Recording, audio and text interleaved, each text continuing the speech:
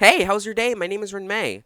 So I was just scrolling through YouTube, and I found this one video that said, Fixing Amai's Backstory and Motivation Short Rant by Jaden Markson. I hope I'm not butchering that. Now, at first glance, I thought that the criticisms, in this video were not going to be that strong because, out of all the rivals, Amai seems to be the most relatively down-to-earth and normal.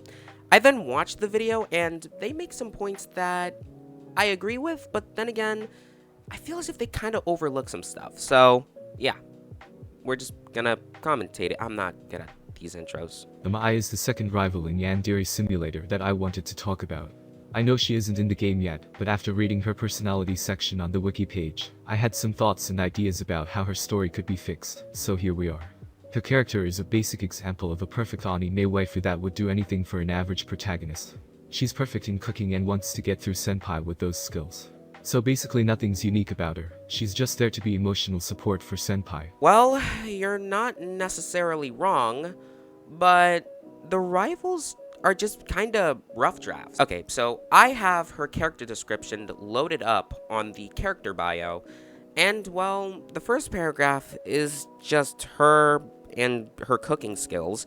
The second paragraph is how she meets Senpai and her eventual relationship with him. And the third paragraph is just basically how she's gonna win him over. I wouldn't really count this as a backstory, just general information. It feels as if that the rivals are just mere rough drafts of characters and not really anything to be taken seriously, at the moment. Because, with rough drafts, they change, they improve. And to feed him until he falls in love. For Christ's sake, her name even means sweet and gentle / calm in Japanese. Even Kokona, who was just a guinea pig for Alex, seems to have more personality and history behind her character, which is why a lot of people like her more than Osana and other rivals. It almost seems like Alex can't write a proper female character if they don't have a dark sex-related backstory. Well, the reason why Kokona's character is more likable is because, her character is simply more fleshed out. She was in the spotlight far longer than any of the rivals, so her having a more fleshed out backstory and character it's just within the realm of possibility, and quite frankly, it makes sense. Dark sex-related backstory. Alex wrote that when he was 16. Surprisingly, what inspired me the most were actually drawings of the artist from Rival's introduction video.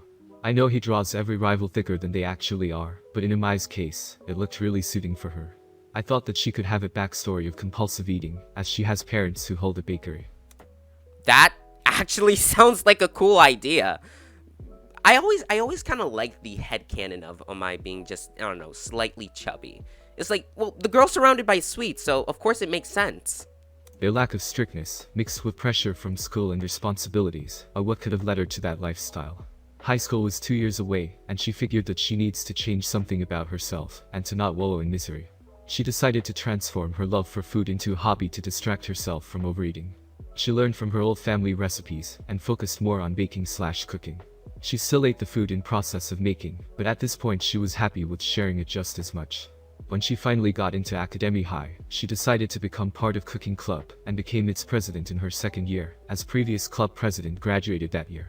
Her goal now was to share the recipes with others, as well as to learn new ones from other members. Now, that backstory you came up with was a banger, and it more or less adds to Amai's rough draft because, again, what it says on their character bios is probably not going to be the end-all be-all. I mean, yeah, Osana's character bio gives some general information, but in-game she feels way less one-dimensional than it says in her bio. Everybody seems to excuse his awful writing by saying that it's because it's anime-like, but just because something is anime-inspired doesn't automatically have to mean that it has to be bad, especially when his favorite anime Oh my ever is goodness!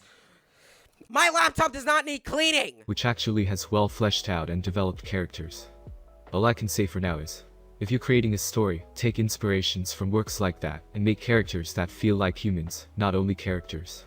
Don't just succumb to the stereotypes if you feel like you have to, as those are just temporary trends that will get old fast and fade with time. Thanks for watching. Yeah, that guy had a valid point. It's I can definitely tell with how Yandere Simulator was designed, it was just supposed to be a generic anime game. It was, but things change over time. And I just don't really feel as if Yandere Simulator was just to be another anime game, it would really hold up.